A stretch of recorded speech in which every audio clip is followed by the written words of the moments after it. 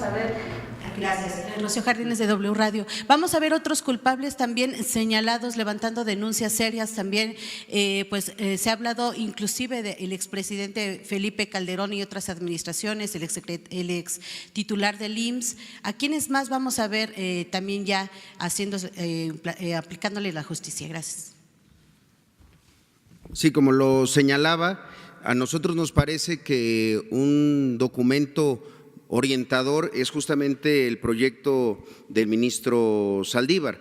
Proyecto, reitero, porque nunca llegó a ser sentencia toda vez que se votó en contra. En ese proyecto, que es público, ahí se llega a un número específico de autoridades en distintos órdenes de gobierno.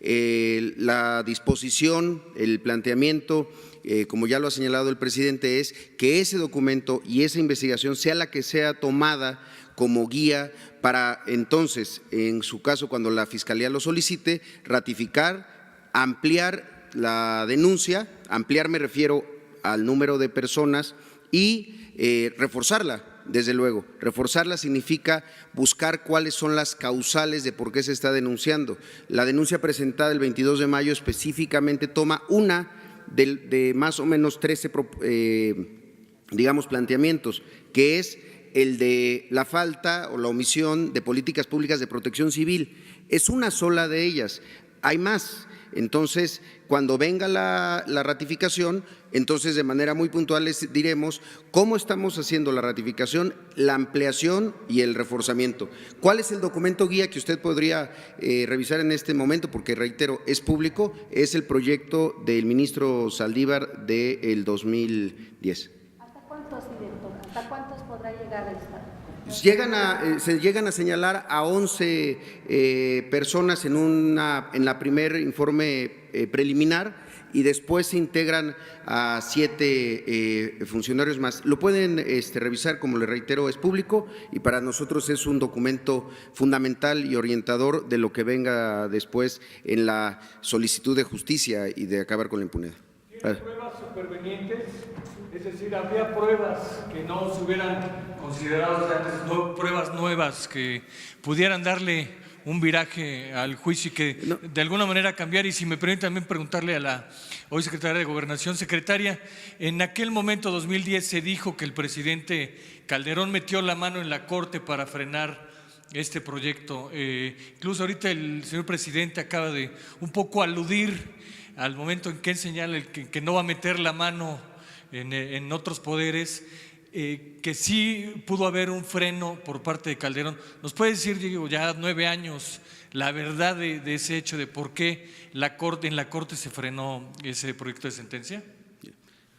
Sobre las pruebas. Reitero, la investigación, porque en ese momento la Corte tenía esa facultad. Es importante decirlo y que la gente lo sepa, ya no la tienen, ya no pueden hacer investigaciones de esta naturaleza, en particular en temas de violaciones graves a los derechos humanos. Por eso es que insisto que ese es un documento orientador, guía, y ahí están las pruebas, las investigaciones. No hay pruebas nuevas en nuestro conocimiento. El que vamos a revisar y usar como guía es el proyecto del ministro Saldívar. Gracias. Secretaria, si nos podría, gracias. Yo no sé si a otros o a otras de mis compañeras los presionaron. Yo nunca, jamás recibí una presión y la hubiera yo rechazado. Yo creo que porque me conocían muy bien. Muchas gracias. Sí. Si ahorita me permite una pregunta sobre el caso de Trump. Ya terminando. Nada más terminando. Gracias.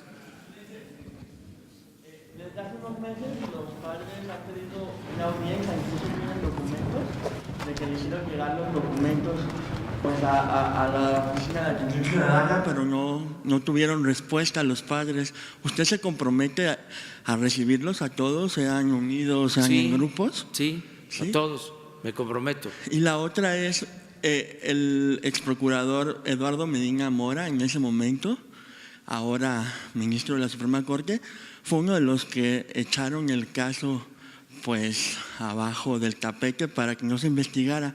También podría hacerse algo para que él pues enfrente un juicio por haber dado más impunidad a este caso? Gracias. Lo importante es que se inicie una etapa nueva en todo sentido. Es muy importante el que se esté haciendo el compromiso de reabrir el caso en una circunstancia distinta, en donde ya no prevalece la impunidad, donde de verdad se quiere que haya justicia. Es muy interesante ese hecho.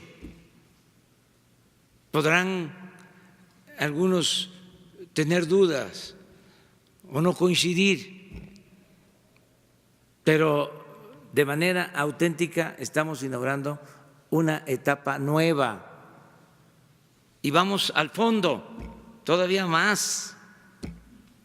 ¿Por qué se originaron estas desgracias? ¿Qué es lo que prevalecía como política? La privatización, la entrega de las guarderías a particulares, no solo la entrega de las grandes empresas, de los bancos, sino hasta de las guarderías.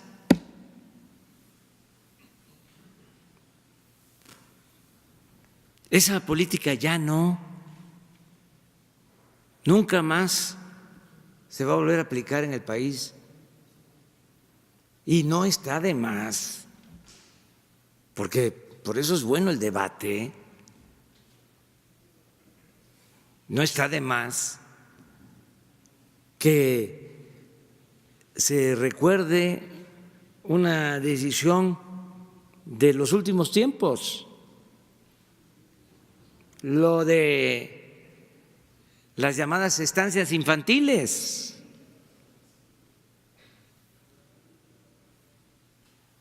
Pues es un diseño parecido. Imagínense, niñas, niños, miles en estancias infantiles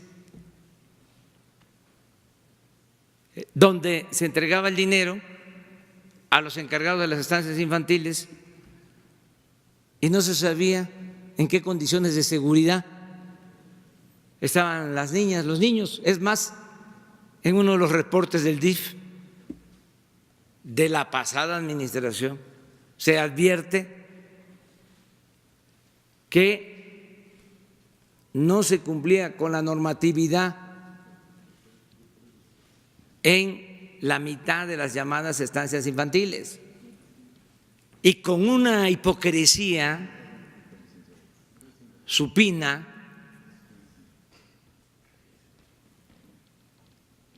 los conservadores, sus voceros, defendiendo lo de las estancias infantiles.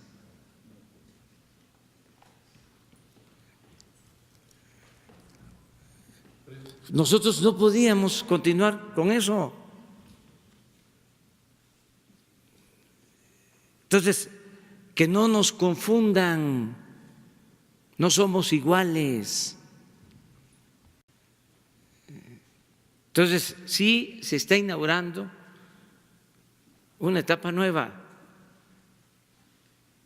Claro que nosotros no estamos a favor de el autoritarismo o de juicios sumarios o de linchamientos públicos, políticos.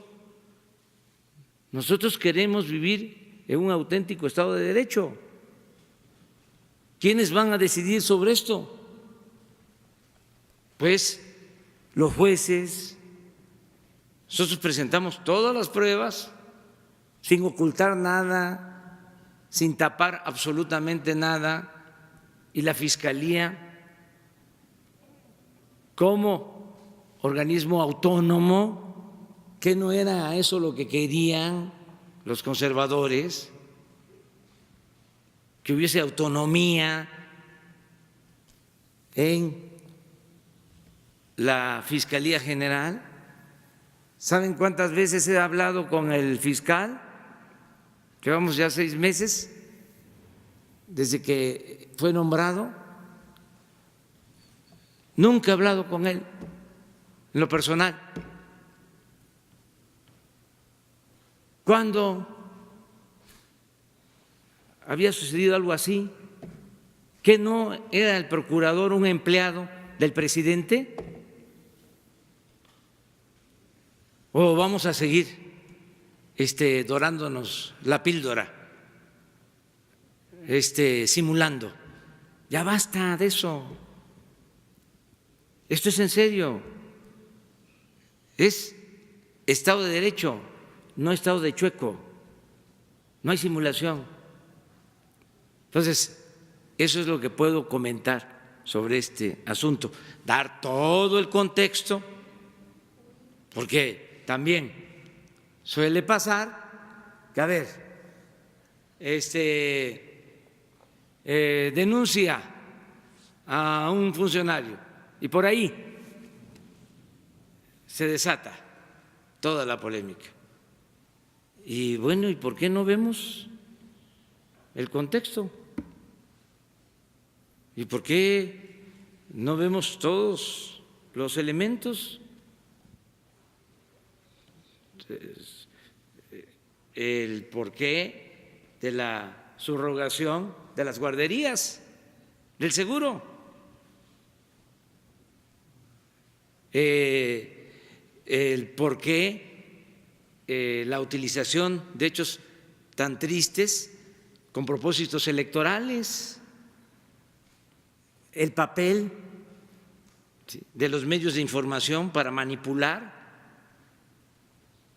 y echarle la culpa a uno o a otro, cuando al final de cuentas eran lo mismo.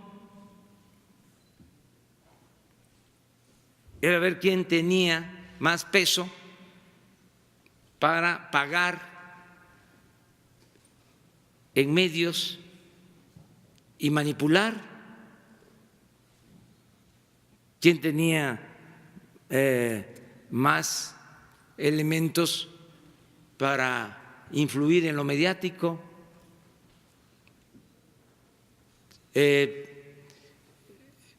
La impartición de la justicia, cómo no se podía tocar a los intocables, cómo no en todos los casos, pero sí había línea, había consigna para dispensar castigos, para exonerar. Entonces, todo esto es muy interesante a partir de estos hechos. Y nosotros le mandamos un abrazo fraterno, cariñosísimo, sincero a los padres, a las madres de las niñas, de los niños que perdieron la vida, también a los familiares de los que tienen niños con lesiones, a todas, a todos, de manera sincera, y el compromiso de que nunca más sucedan estas cosas y que cuando se presenten no haya impunidad, se castigue a los responsables.